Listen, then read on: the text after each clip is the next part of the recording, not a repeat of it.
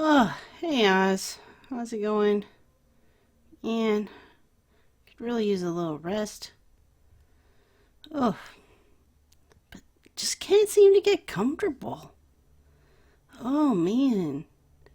I mean, wouldn't it be nice if we could just put our feet up, relax? Wonder what we could do about that.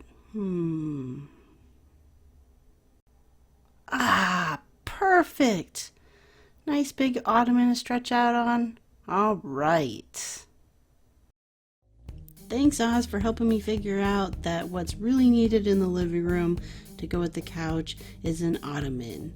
Hello, I'm Katie Freeman with Freeman Furnishings, and in this video I'm going to walk you through the process of how I made this huge 4-foot by 3-foot ottoman to go in my living room at home. Alright, let's get to it. From sapling to heirloom, every piece has a story, and it's our job to share that story.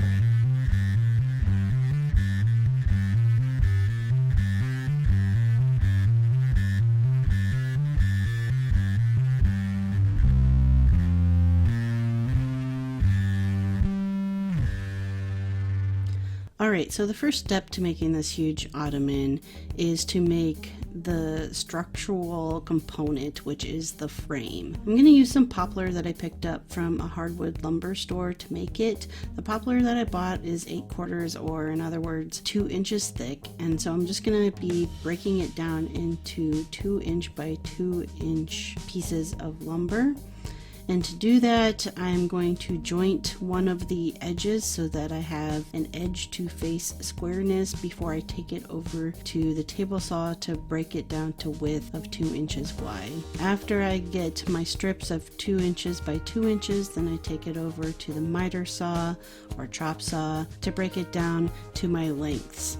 And so I'm gonna build the side leg frames first, and those are going to be overall 13 inches tall by 3 feet long will be each side frame. And so I cut the lumber down to fit that. And then for joinery, I'm just going to do dowel joinery. Alright, so once I get both of the side frames done, then I'm going to put the long post together. So again, it's still that 2-inch by 2-inch square post. What I want the ottoman to be overall length is 48 inches. So each side is 36 inches long, and then I'm going to connect the two sides together with 2 posts that will make the overall from outside to outside be 48 inches long. Alright, then with the frame all glued up together, it was time to sand. So I sanded and sanded and sanded until I was pretty much sanding in my sleep. After sanding, the next part isn't shown here in the video, but I used some Keta dye, which is just some powdered dye mixed with water. Mix up kind of a dark teal color, and I dyed the entire poplar frame with that dark teal color. Alright, while that was drying, it was time to move on to the outside apron, which was going to serve as decoration around the outside to give it a contrast, but also it was going to create boundary, if you will, for me to put in the cross supports that would support the top foam layer later on. It was such a big slab, and it definitely was not flat, not even close to flat. So I wasn't going to run it through the table saw, but I did need to break it down because I just had this one slab and I wanted to keep the live edge. So to break it down, I laid it on top of one of those thick pieces of insulation foam and just used a circular saw. I cut down pretty close to the center line. I broke it down on the chop saw into 2 roughly 36-inch long pieces and 2 roughly 48-inch long pieces. I actually cut them a little longer for both areas to accommodate for if I wanted to. I just wanted to have the wiggle room when I was going to be doing the fitting, and so I cut them a little long at this stage. Like I said, none of it was flat, and so in order to get it flat, plus take down the thickness, because the slab was pretty close to 2 inches thick, and I didn't want, weight-wise, didn't want to add that to the frame of the ottoman, and so I needed to run it through the planer, but the pieces were too wide to run through the 6-inch wide jointer first, and so in order to have something flat for the planer to reference against and to not keep the pieces all wonky. I created a jig quickly using a piece of plywood that was ripped at 12 inches wide and then long enough to put up to that 48-inch long piece on it. As you watch me work here, I just wanted to remind you that I do have a Patreon page. So if you would like to become a patron and help support projects, more projects like this and other work that I do, you can head on over and check that out. I have all kinds of various tiers with their own levels of bonuses. So go ahead and check that out. But as always, no pressure. All right, let's get back to the project. All right, after everything was flat, I did final measurements for lengths and cut them all down to final lengths. Then I placed them with clamps along the board along the frame, and I had each board sticking above the frame about an inch. So I clamped them all in place, and then I drilled where the dowel holes would go through the slab and into the frame, because that is what I was going to be using for the joinery method, was dowels again. Before I could do assembly work though, I did brush on lacquer on the frame, and I did several coats of it. So I did 4 coats of brush on lacquer on all of the dyed poplar frame. While I was letting that dry, then I sanded all of the cottonwood live edge slab pieces, and I sanded them all just to 220. Alright, once the frame was done being lacquered, then it was time to put the apron pieces on, and for this I would put in the dowels into the frame holes first, and then I would put a little bit of glue on the dowel and put the cottonwood live edge apron piece onto the dowels and then clamp it into place.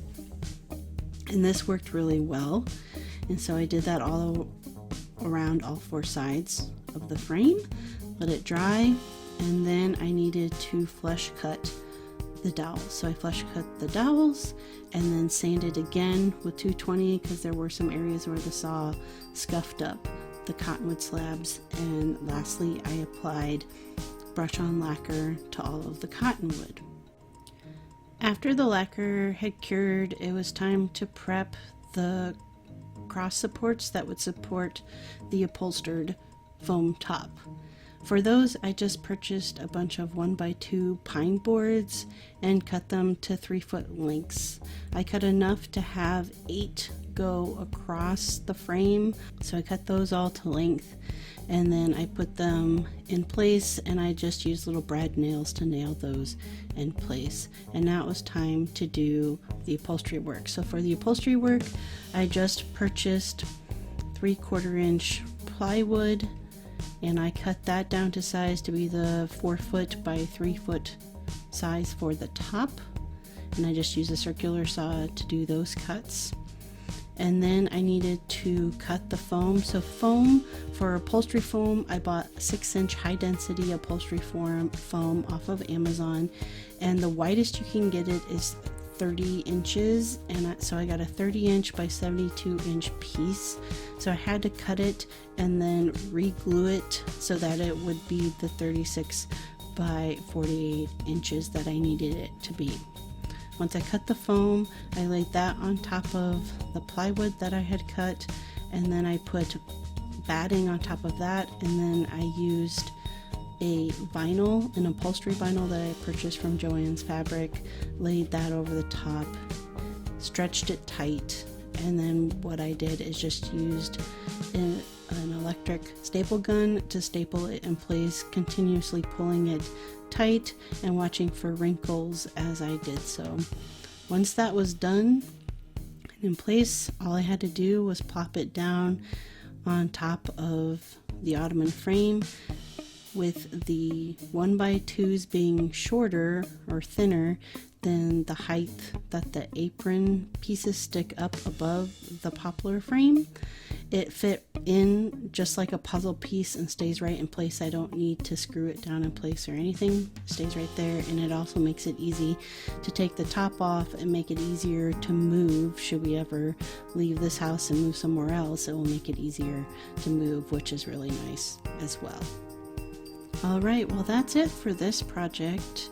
I hope you really enjoyed learning how to make an ottoman. This was the first ottoman I ever made. If you enjoyed watching this project video and you would like to see more of the projects that I come up with, don't forget to hit subscribe and the bell so you can be notified when I put a new project video up. And thanks for watching.